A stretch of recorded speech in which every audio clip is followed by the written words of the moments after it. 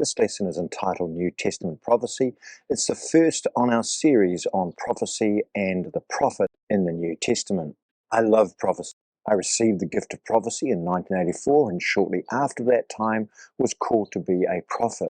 In 1994, I became recognized as a prophet as I traveled to different nations, and that ministry grew over the next 25 years. The word prophecy comes from two Greek words, prophecy, which is propheteo, meaning to predict the future and declare the purpose of God, and prophesy, prophetio, which means foretell events, divine, speak under inspiration, exercise the prophetic office.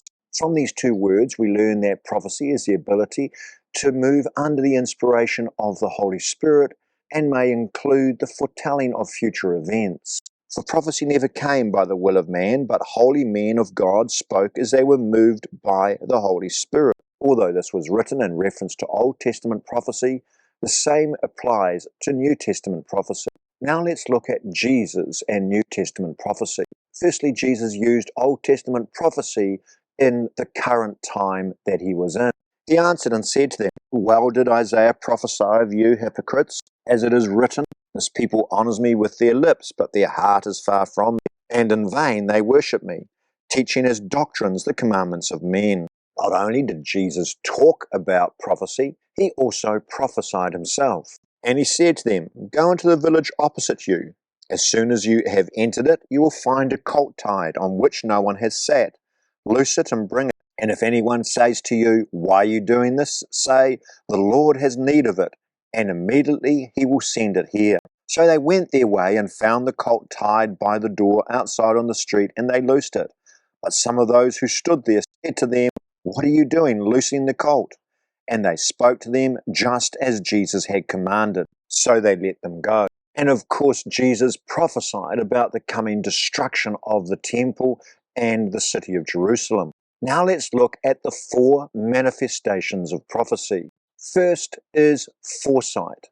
It is the ability to look into the future as if you're looking through a telescope. Then one of them, named Agabus, stood up and showed by the Spirit that there was going to be a great famine throughout all the world, which also happened in the days of Claudius Caesar. And of course, this famine occurred between 45 and 54 CE, spreading from Rome all the way to India, bringing about the depopulation of Babylon.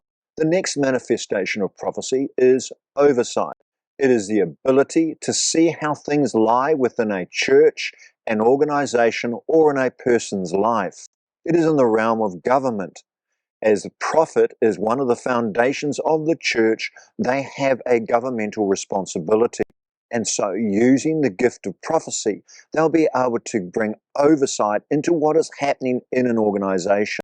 We see this in the life of Paul, where Paul was a prophet for 2 years in the city of Antioch before he was called to be an apostle and sent to the nations. Now in the church that was at Antioch, there were certain prophets and teachers: Barnabas, Simeon, who was called Niger, Lucius of Cyrene, Manaen, who had been brought up with Herod the Tetrarch, and Saul. Now we know that Paul was a prophet because he correctly predicted the destruction of the boat that he was traveling in on his way to Rome. Let me give you an example from my own personal ministry. In the first decade of this millennium, I visited a church in Malaysia with a specific prophetic word. I declared to them that revival was coming and they needed to put into place structure to bring in the harvest. They did this. And as a result, within a matter of months, their church grew from 600 to 1,000, with most of them being new converts. Then there is insight. When people are growing in the gift of prophecy, this is where they normally start. It is the ability to be able to tell what God is doing in a person or in an organization. Insightful prophecy will declare the purposes of God to the hearer. They will deliver insight into what is happening, which is comforting to the person, especially if they're going through difficult times, that they can understand that God has a purpose in what they are doing. Finally, there is forthtelling. Foretelling is incredibly important in the gift of prophecy. It is the ability to bring into the present what is the future. Let me give you an example from our time on the mission field. We worked in Northern Australia with the people called the Yolngu. For 35 years, people around the world have been praying for revival. Now God gave me the opportunity to prophesy to the Yolngu people in mass. And I declared to them that God had not forgotten them and that revival was coming to them. Within a fortnight, that revival started. Within 2 years, 40% of that people group had come to the knowledge of Jesus Christ. And within 6 years, when we left the field, it had spread throughout one continent. What are the requirements of New Testament prophecy? Firstly, they will be declaring the purposes of God to a people. Secondly, it must be done in love. And though I have the gift of prophecy and understand all mysteries and all knowledge, and though I have all faith, so that I could move mountains, but have not love, I have nothing. The next thing is that it must include edification, encouragement, and comfort. But he who prophesies speaks edification and exhortation and comfort to men. Some people believe that when we bring edification, exhortation, and comfort, it is prophecy. However, not all of these are prophecy. Prophecy includes one or all of these things, but those things are not prophecy. There must be some foresight, foresight, or others that I gave you examples of. For those who are preaching in open air or public meetings, prophecy can be used to convince or to convict. The same principle applies in counseling.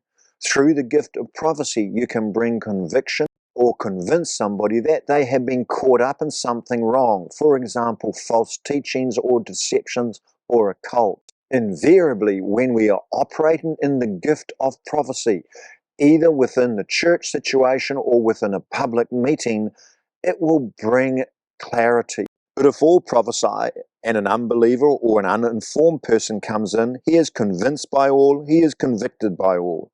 And thus the secrets of his heart are revealed. And so falling down on his face, he will worship God and report that God is truly amongst you.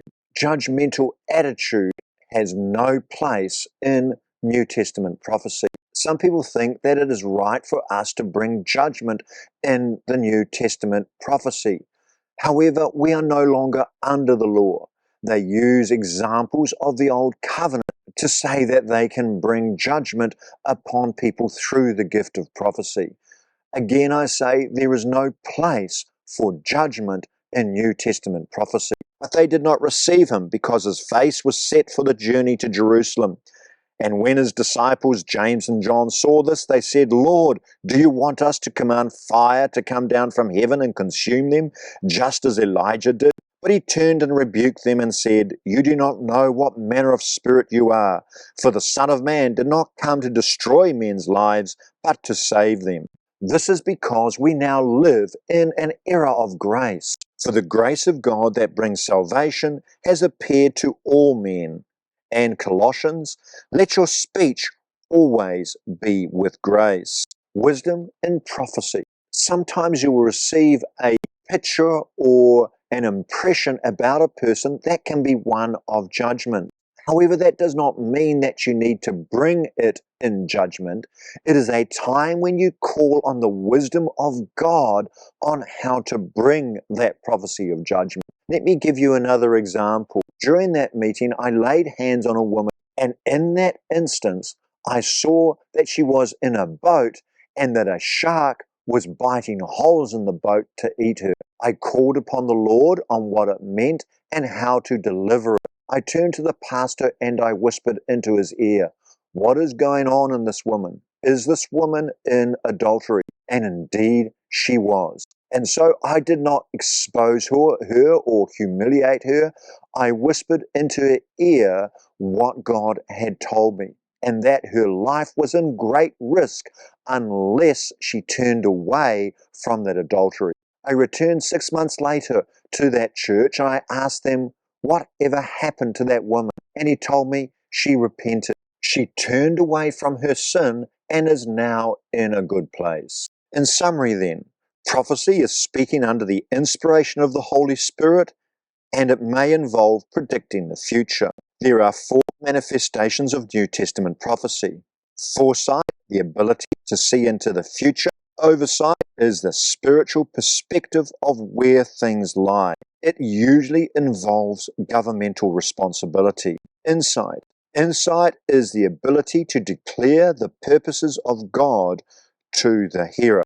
And forthtelling, it is calling the future and bringing it into reality. All prophecy must be done in love for encouragement, edification, and comfort, and it must not be judgmental.